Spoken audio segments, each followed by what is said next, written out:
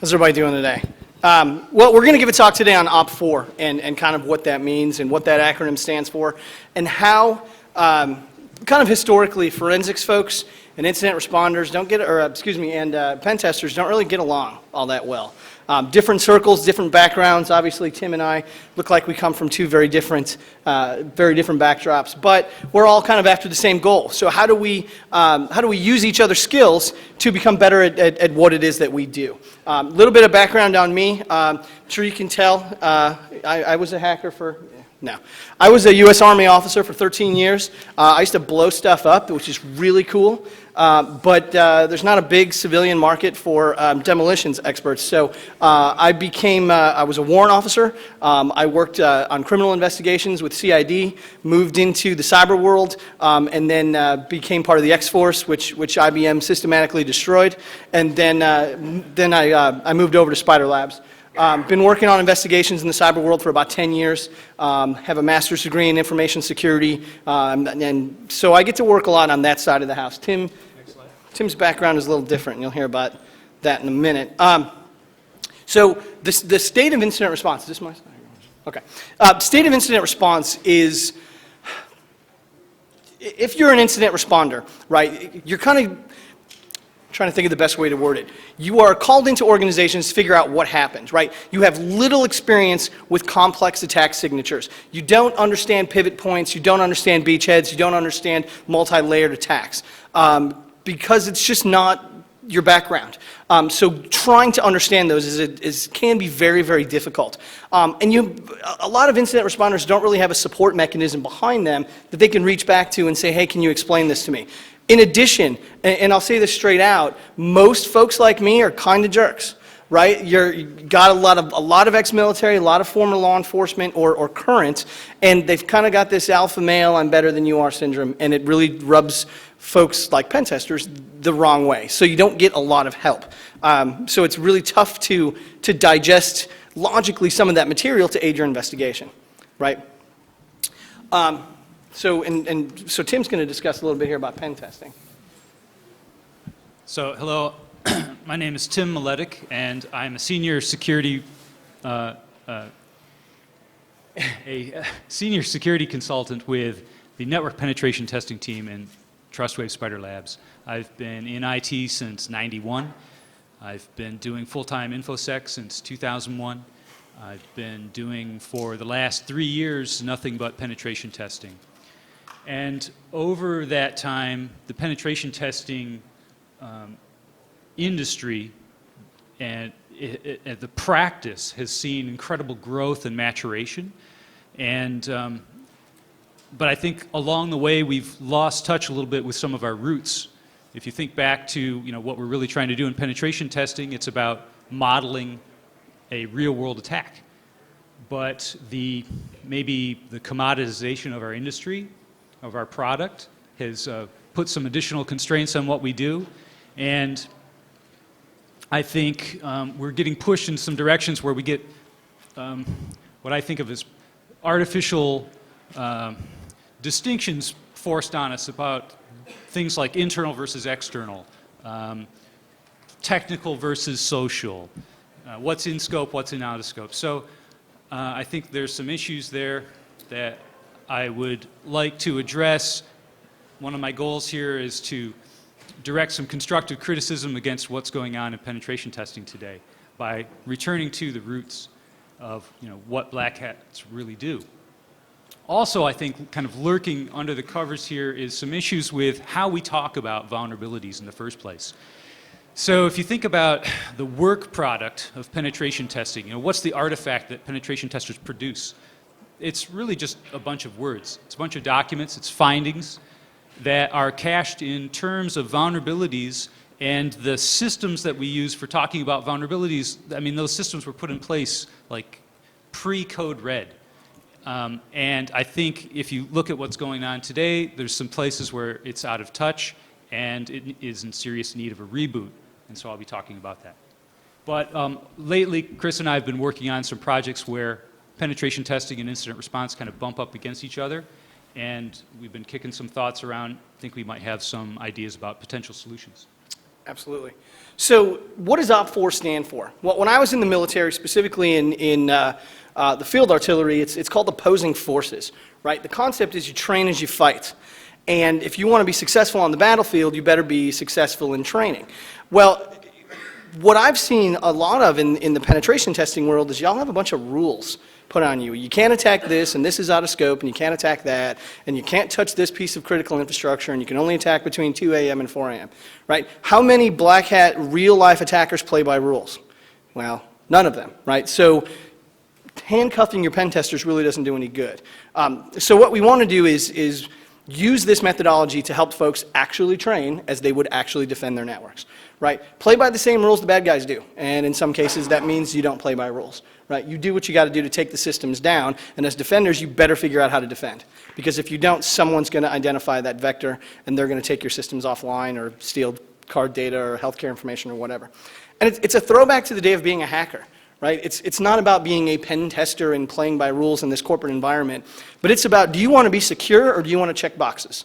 If you want to check boxes, this is the wrong place to be. This is the wrong career path. If you want us to beat down your door and tell you how we're going to get in and where we're going to get in, that's true security, right? We understand there's compliance, we understand there's the security, and they are not mutually exclusive. We're interested in making you secure, not compliance necessarily, where you could just say, oh yes, I checked this box, therefore I'm secure. Right? It doesn't work like that. So it's this throwback to this honest to goodness, I'm going to beat your door down way of being a hacker. Okay, so naturally penetration testing can be viewed as providing training for incident responders. Lots and lots of cases that we work involve threat vectors that I've never seen before. It's new, or it's emerging, or it's this utility that I've never seen before. As a forensic investigator, I don't have to be a technologies expert, right? That's kind of ancillary to me. I'm really good at spotting patterns and anomalies. Now, if I find something that matches a pattern of something that I know, right, then I can say, hey, this is this specific pattern. Or if I spot an anomaly, I can say to Tim, hey, Tim, I have no idea what this anomalous behavior is, but I know it's not normal. Can you help me figure this out? That's where pen testers will come in and say, hey, we've got this particular tool, leaves this particular signature, and that's what you got. Now, I, as an investigator, have another piece to my puzzle that I can incorporate and start to really frame the story of what took place. Right? Without that knowledge, without that capability, I would be stuck right there, miss a piece of crucial evidence, and potentially never solve the case. Right? But what's overlooked is that it does work both ways. Right? As pen testers, there's a whole lot you can learn about the way I go to work every day, about the information that I find and the artifacts that are left behind that you can use to become a better pen tester. So that's kind of the solution. Right? So do you have anything to add on that? No? Okay. Okay, so I'm going to talk a little bit about my methodology. If you're in the forensics world, hopefully you've heard this term before. It's a methodology that we developed in the Spider Labs called sniper forensics.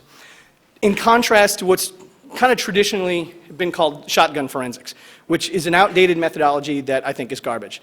It is, hey, let's image everything, pull the plug, throw it into your forensic software of choice, cross your fingers, and hope to find evil. Right? Doesn't work like that. You have to take a targeted approach that's very deliberate, going after very specific data elements that will help you figure out what happened, piece by piece, in a logical, methodological approach.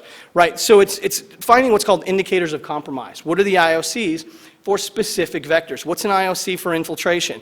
What's an IOC for specific kinds of SQL injection? What's an IOC for privilege escalation attacks? Does it leave residual trace evidence behind, and what can I use that evidence for to help build my picture of what took place, right? Those elements are left behind. Regardless of what you do or how you do it, it's going to leave trace elements, right? And then using that as actionable intelligence. Which attacks are easily spotted? Well, obviously network scans are extraordinarily noisy on a network, right? Most everybody knows that. Versus which attacks are truly clandestine, like using a command line client instead of logging in interactively to the Windows shell, right? Two very, very different things. One of them NTuser.dat gets updated, event logs get updated. You come in through a command line utility, right? You don't have those kind of updates. So really understanding, hey, what I do as a pen tester is going to leave a trace. What traces am I leaving behind? And do I need to talk to my forensics team or someone I know in forensics that can help me understand this is what this attack vector is leaving behind, this is how I can make my attacks better and become a better pen tester. right? So you truly begin to understand your trace evidence, how your actions are not in a vacuum, but you are leaving behind breadcrumbs for someone to find. And potentially that's what you want to do, right? Or in some cases, you know, your customer may say, no, I want you to be totally clandestine. Okay, now I can go to work. And I know what I'm doing because I know the traces I'm leaving behind, right? A great example is deleting log files, right? You delete log files, people think, oh, that's going to leave evidence that you deleted the log files. As an investigator, if I don't have log files to investigate, guess what I can't do? I can't figure out what you did because there's no log. So who cares if I know you deleted your logs because I now have no logs to figure out what you did? So understanding, I just removed all the evidence that that guy could use or that this security team can use to defend or whatever they're going to do, it's really key. In addition, right, the absence of evidence is not the evidence of absence. And that's kind of a weird statement, but think about that for a second when we talked about the log deletion. The other piece is analysis paralysis, and that's kind of something that we run into in huge cases, right, where we see so much traffic being generated, we see so many attack vectors, so many pieces of malware that we don't know which one actually did the damage.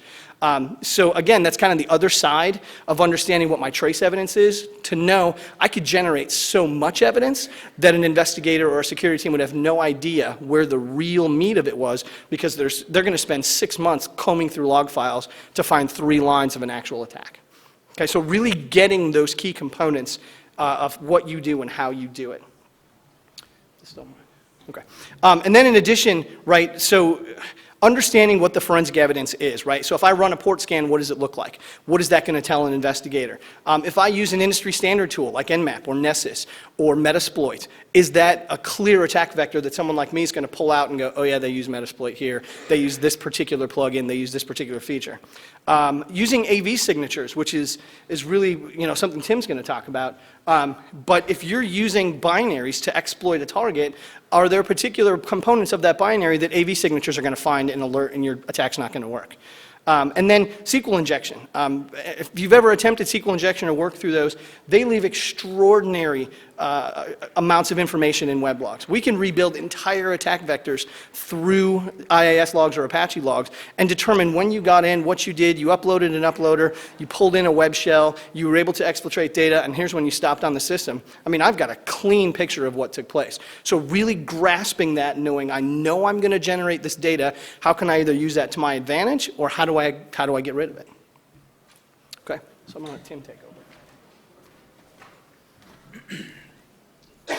So returning to the notion of OPFOR, and what I call reverse OPFOR is where your incident responders are training your penetration testers, right? Where your defenders are training your attackers. There's really a couple ways you can think about this happening. You could, you know, as Chris just walked through, look at all the particular points where data is left in the network.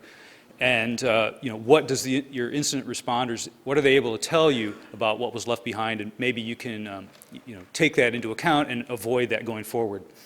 But also, you could look to the incident response community to learn, you know, what do Black Hats actually do, right? What are their behaviors? What are their methods of choice? And could we adopt those more closely? So the way I think about this is kind of, you know, CVSS for Black Hats. How do Black Hats choose exploits? And contrast that with how White Hats choose exploits. So this list here is kind of, you know, putting myself in the shoes of attacker and cross-referencing that with, you know, chats that I've had with my friends in the incident response community. And these properties kind of are top of mind. Safety, power, and visibility frequency. So by safety, I mean, is it safe to launch this attack against the target, meaning is it safe to the target? So is this something that I can run with absolutely zero risk to the target system? As an attacker, there's 2 reasons why you want this. First of all, if you knock a system over, you're going to ring a bell, and that's bad. And secondly, you want to be able to revisit this target, perhaps, you know, a month from now, or, you know, over and over again in the coming weeks. And so you really want to ensure the stability of the systems you're attacking. So I think that's key. Power is simply the word I'm using for the leverage that the attack gives you. So it might not give you your end goal data, but maybe some data along the way. It may put you in a privileged network position. It may get you some credentials. Invisibility is straightforward. I'm just talking about stealth, detectability. And frequency is simply a measure of how common this vulnerability occurs, how the system that's vulnerable, how common is it in the wild. And now contrast that with how Whitehats choose exploits, or maybe how they choose which exploits to defend against. So if you look at the various systems of metrics that we've put in place over the years, I have some examples here. We all are familiar with Microsoft's rating systems. We've got critical, important, and you know, the four series of criticality. CERT has a complicated system of applying a variety of metrics to vulnerabilities and putting a score on them. And I think what's maybe more timely is CVSS, the Common Vulnerability Scoring System, which is like an offshoot, I guess you could think of CVE. And then I won't get into the particular metrics these things use, but if you contrast them to the four that I just laid out that the Blackhats prioritize over, frequency is really the only thing that is shared amongst these, which I find kind of strange.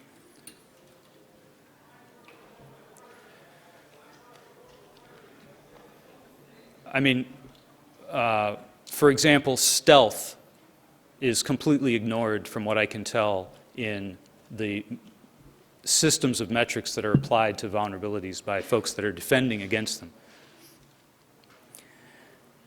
So what's the difference between these systems of metrics? Well, the white hat metrics are based on vulnerabilities and the black hats are based on attacks. And I mean both kind of the obvious distinction between a shift in focus from the defender to the attacker, but also I think there's lurking here a confusion around what is a vulnerability. If you spend, I've had the opportunity recently to spend a lot of time playing and just kind of digging in CVE data. It's not a lot of fun, but you get, I think if you spend a lot of time in that world, you get lulled into the fallacy that what is a vulnerability is that which can be patched. I mean, if you look at some of the obvious vulnerabilities that don't have CVEs, that's a common characteristic they have. They're not patchable. But this is obviously false, right? I can give you some syllogistic reasoning to prove that's not the case. Premise A, you can't patch stupidity. Premise B, you sure as hell can exploit it. Therefore, conclusion, things, exploitable things exist which can't be patched. White hat metrics focus on largely public-facing or internet-facing attack surfaces. But I don't think the black hats particularly care in the grand scheme of things about internet-facing systems. I mean, that's stage one of a complicated or multi-stage attack is going to traverse the internet. But ultimately, that's not where the data is, generally. I think it's long overdue for us to renew or return or re-emphasize focus on internal network vulnerabilities. I think if there's one moral to be learned from last year's hack of RSA, it's this. We are all one phishing exercise away from an instance of backtrack on our network.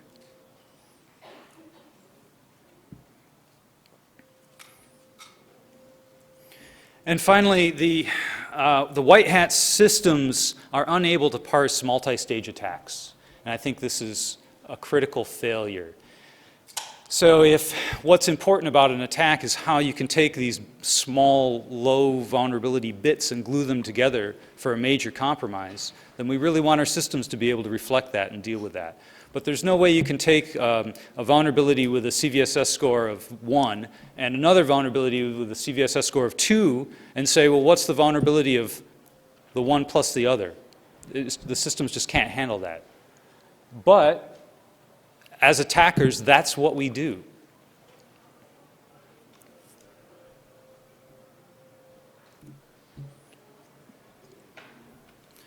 So just to briefly go back and illustrate my point about the difference between CVEs and what's vulnerable. This is just my artist's rendition. And keep in mind that as of yesterday, there were well over 48,000 items in the CVE database.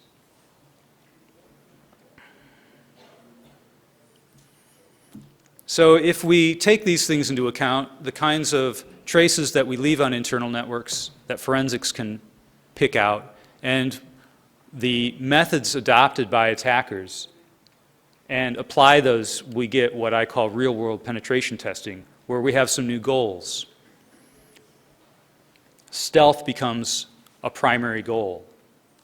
The demonstration of multi-stage attacks, full on to data exfiltration from the network. The use of blended methods, so blurring boundaries between external, internal attacks, and in fact showing how they naturally lead one into the other.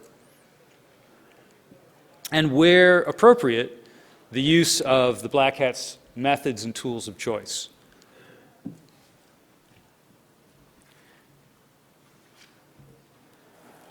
So this is a graphic that you may be familiar with if you've ever used the Metasploit framework. It's near and dear to the hearts of penetration testers the world over.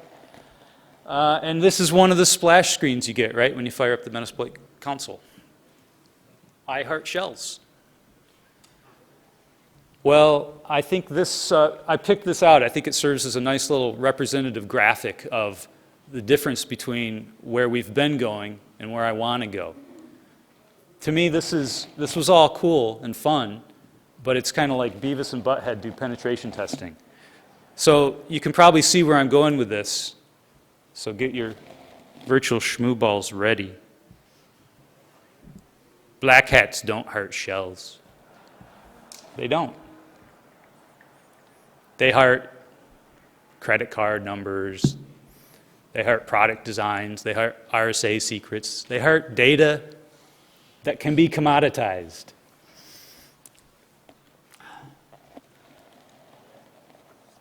Now, if you do heart shells, you might be thinking, well, wait a minute, how do we get here? Why do we want penetration testing to more closely model real-world attacks? I mean, they're different. They're always going to be different, right? Well, yeah, I agree. They are always going to be different. We don't want them to be identical. But I want to push what we're doing closer to the real-world scenario. And I think we get a few things from that. If nothing else, we're going to have some more accurate data to give to our incident responders. So if for no other reason, it's a good training exercise. I think it will refocus issues back to the data, which is where we want them to be. That's really where the issue is. And finally, I think it is going to help us break down some of those barriers I talked about. As a workaday penetration tester, one of your most common frustrations is inappropriate scoping or inappropriate restrictions on scope. You're told you can't look at these systems over here, you can't look at this network layer over here, you know, client side's out of scope, et cetera, et cetera. Well, if we can focus on at least the kind of blow up the reconnaissance stage of our work, include those going after those vulnerabilities that are safe to attack and provide power, leverage, invisibility, and so on. We're going to get into a situation where we can negotiate with our clients to expand scope in more reasonable ways. All right, if I can do additional work against systems with a very high degree of confidence that I'm not going to impact them, and maybe work out some other arrangements where any kind of risky exploit attempts are never going to be surprised. Clients are always going to be notified in advance, right? We can start to break these boundaries down and expand our scope to be more like the Blackhat scope.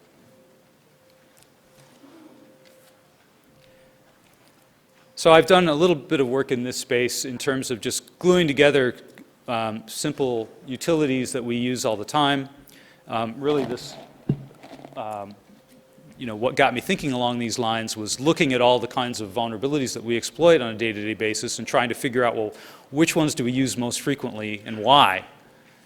And as a result, at the end of that exercise, I had a list of things that I know work regularly and I know are safe and can be run all the time. And then it hit me, well, if they're safe and they're valuable, then they should be automated. I mean, why do it any other way? So I have utilities I can run now where I get dropped on an internal network, and while I'm drinking my coffee, I get domain admin rights, when I'm lucky. But I mean, you'd be surprised how often that is. This isn't to say that automation is our end goal or anything, but we're lazy, right? And so whenever you can use it, use it. It helps you accomplish more with the limited time and resources that you have.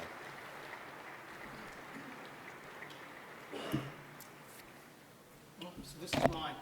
We're going to talk about a second success story that's in which we've worked with forensics and pen testing kind of simultaneously. And what's really unique about that is you get a really cool perspective of what's going on the network real time. It's not someone else's report. It's not, hey, we did this pen test like a year ago and this is like what we found. But we get to do real things. So we're doing one right now. And I'm sorry, if you don't know what JTF means, it stands for Joint Task Force. The military is just as bad about acronyms as IT is. So you put the two of them together and like it's amazing we can complete full sentences. But so it's a current JTF mission that we're working. Again, the whole concept is train as you fight. So we convinced this customer that has really, really valuable data, turn our pen testers loose. Don't put gloves on them. Don't put boundaries on them. Let them attack the way a real world attacker would. Because in investigations, we break it down into 3 components, right? We call that the breach triad. Bad guys got to get in. Bad guys got to have something to steal. Bad guys got to get out. Right? So an attacker, a real world attacker, is not going to look to exploit every vulnerability or look to find every threat vector that's there, right? They're going to find the shortest distance between them and the data that's of value. So when we pitched this to the customer, we said, let us just go after your data. Don't tell us where it's at, but we're going to come in and come out as stealthily as possible. We're going to extract that data and we're going to hand it to you and say, here's how you got owned. And then after we do that, we're going to come back again and try to do it. So my position on that, right, is to then take those indicators of compromise and to look at the customer information, look at log files, look at disk images, and say, did this take place prior to our pen testing team exploiting that vulnerability? And if it did, y'all are in big trouble. If it didn't, okay, then that's cool. So the pen testing team, in theory, should be able to come in, exploit something, get to the valuable data. We look at that from a forensics perspective, look at the indicators of compromise and go, okay, this is dated during the pen test. That's good. Next item. But if we see one that predates the pen test, then that's pretty scary. And it's a great example of how pen testing and forensics can work together to really help provide a unique value to our customers, right? And so regarding pen testing as OPFOR, what can incident responders practice gain from additional feedback from pen testers? Right? So if you guys are in the pen test community and you're doing the same exploits over and over again, and I ask Tim and I ask 5 or 6 other guys on my pen test team, what do you guys use? What's your go-to bag? Every time I get on a network and I see a Windows 2003 server, I use this. Every time I see a Windows XP box, I use this. Is there a common bag, right, of exploits and tools that you use that then I can look at and go, okay, if these pen testers are using them, chances are everybody's using them, right? If 5 or 6 people kind of say the same thing over and over, then can I establish indicators of compromise for those 5 or 6 things? Yes, ma'am. So a lot of the pen test tools and things like that are pretty common and open for people to go out and find and things like that. But you're talking about the indicators of compromise. Is there a database or other resource that you would know of for incident responders or internal people and forensic people to use to find those IOCs and be able to use them in their environment to do things like tune their SIM or That is a great question. So basically, is there like a CVE database for indicators of compromise for forensics? The answer is no, there's not. You have to pretty much figure it out on your own. I don't know if that has to do with the infancy of forensics and incident response. I don't know if that has to do with people don't want to share their secret sauce. Is it a competitive edge that I know how to find these IOCs and you don't? I don't know. But if there is one out there, I'm not aware of it. Open IOC, he says. So check that out. But again, that is, am I willing to share IOCs? And which IOCs am I willing to share? And is it making the community better, or is it meaning I get to keep my secret sauce and my team is better than your team? Totally off topic, but it's a good question. So I take those IOCs, I build them into my investigation methodology, so then I can come into a certain penetration and say, look, I know my guys have worked these pen tests in the past. Here's the IOCs that I've seen with tools that they use to accomplish these goals. Let's compare those against the IOCs that are present on the customer system, and is it something I can knock out that much faster, right? And is it something that I've currently overlooked? You know, do I think that I'm the be-all and end-all of forensic investigations and there's nothing new for me to learn? Believe it or not, there's lots and lots of investigators that think that way, that think there's nothing that NCASE can't do, or there's nothing that FTK can't do. And understanding, look, it's got nothing to do with that. It's how do you interpret evidence? What's the trace evidence left behind, and what direction does that point you logically with regards to what took place and what didn't? So is something being overlooked, right? I don't know, because if I'm overlooking it, I have no idea if it's there. But if it's a common attack vector that pen testers all over are using, duh, it would make a whole lot of sense for me as an investigator to know what those most common elements are. Right? So then the micro lessons, right? For what logs include, the trace elements of common pen test activities, right? We talked about SQL injections in IIS and Apache logs. What about, Windows event logs? What about var log? I mean, what is left behind when you log into a system with a shell? What's left behind if you log into a system from the command line? What's left behind if you fire up a PHP shell? There will be trace elements, and just understanding what those are. Where did pen test activity leave traces on disk? Are you making modifications to the registry that you have no idea that you're making modifications to? Is there a specific hive and a specific key that each time you do X is updating that key? If it's a Windows box, right, a newer release, is it creating a shadow volume copy that traces your data? Or is it, the older version, right, XP restore points? All of that stuff is there, and you may not even know you're creating that evidence. And for me, I need to know what evidence it is that you're creating. So you see how the two can really converge, and you could really get good at what it is that you do based on the feedback you can get from the other side of the coin, right? Or did AV signatures or IDS signatures fire? Did they not fire? Can they be improved through automation, through adding IOCs that are common, into those signatures? And then again, understanding white noise and analysis paralysis. Can you generate so much traffic that an investigator is going to look at that and go, I've got 4 terabytes of logs, and I'm going to kill myself looking through that, right? Can you really create a situation where there's so much to analyze, there's nothing to analyze, right? And then the macro lessons, what can be learned from a new appreciation of the most common attack patterns, right? Can I add that into my investigative methodology and just become that much better and that much more efficient and come to conclusions that much faster? Or I get that piece, right, that critical component at the beginning stages of the investigation that will lead me in the right direction, right? And then what are the most likely forms of evidence that are left behind in those patterns we've talked about? And then based on that, can we improve efficiency and effectiveness? Well, yeah, because now I know what I'm looking for. I'm not magically looking around hoping to find evil. I know exactly what it's going to look like because I've done research, I've worked with pen tests, I've done proof of concept exercises, and I know what it is that I'm going after, right? I'm not crossing my fingers hoping to find evil. I know what evil looks like, and if it's there, I'll find it. So we're talking about another success story. This is through SQL injection. We kind of keep talking about this because it's kind of, believe it or not, this is really a popular attack vector. There's lots and lots and lots of folks out there that still don't do proper input validation, and their code is terrible, and SQL injection is a great attack vector. So we had a particular attack pattern, right? Because a lot of WAFs will detect, varchar and declare statements and cast statements, and they pick it up, so the SQL injection isn't successful. But what we've seen attackers do is either base64 encode those or use hex encoding, so that the whole SQL string is hex encoded. Well, if they're not doing proper input validation, who cares if they get 50 characters or 50,000 characters, right? Because it's not going to know the difference. It's still going to pass the query back. Well, we saw a particular pattern. Like I said, I'm not an expert in technology. I'm an expert at spotting anomalies and consistencies, and this was an anomaly. And I said, man, I have absolutely no idea what this is. I think it's encoded somehow. I kind of thought it was base 64, but I wasn't sure. So I passed it to one of the Pentesters, and I said, hey, can you help me figure this out? I think this is base 64. Can you look at this string and tell me what you think it is?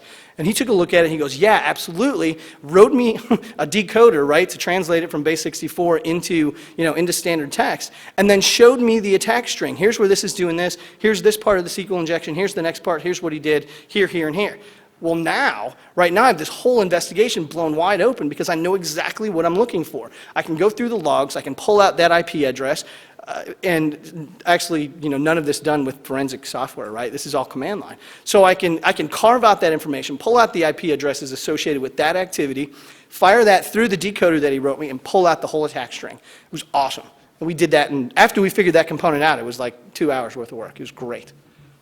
But it's a great example of how that reach-back capability can really give you an effective edge on solving your investigations. That what? That base 64 decoders already exist for Pentesters decide to write that themselves? Yeah, well, it's an example too, so I wasn't going for that specifically. But good point. Okay, so just moving on, another success story is we have something called incident ready to investigate, aka incident in a can. I kind of like Tim's example a little bit better. But basically what it is service offering that we have that if an organization says, look, we really want to get good at defending our network, and our network is unique in this way, right? Everybody thinks that they're unique, and their data is more valuable than the next guy's. So they say, look, we want to defend our data. Here's what our network looks like. Can you develop a scenario from soup to nuts to show us how is the best way to defend our network? So what we can do is generate a mock network exercise with target hosts, with target data, with custom malware, et cetera, that says, look, go after this specific data, identify it, exfiltrate it, then give us all the evidence and let our incident response team come through that and see if we can find it. So it's kind of where we get incident in a can, right? We can prepare it any way they wanted. This particular one was really cool, really effective, and it brought all of the components. It brought our malware research team in to develop malware, the incident response team to help develop the scenario that would be built around it, as well as the pen testers that wrote the custom exploits that would be used to conduct the exercise. So really cool way to bring everybody together to offer a really unique service that is really successful. Right. So in conclusion, right, OPFOR, traditionally is pen testers training incident responders, right? It's you guys doing what you do best, and us kind of picking up the details, going, oh, here's where they did this, here's where they did this, here's where they did this. But like Tim said, there's a way to turn that around and make it just as effective for pen testers to get good at what they do based on what folks like me, will look for and try to identify both in logs and in, residual data on the disk. Did you want to add anything about that?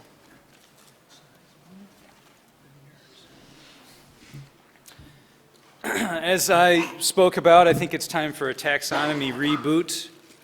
The systems built around CVE, CVSS, and friends need to take another look from the attacker's perspective so that we can accommodate attacks that focus on internal networks that can be, chained together in complicated ways, so that you can show examples of significant compromise resulted from what would otherwise be thought of as low-risk vulnerabilities.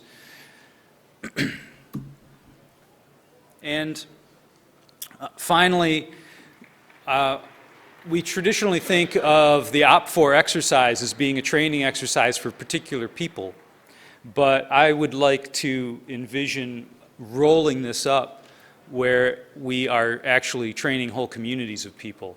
So think about what the incident response community can be providing in mass to the penetration testing community in mass, and vice versa. Thank you. Yeah, so absolutely, thank you for your time. Does anyone have any questions? We've got a few minutes here.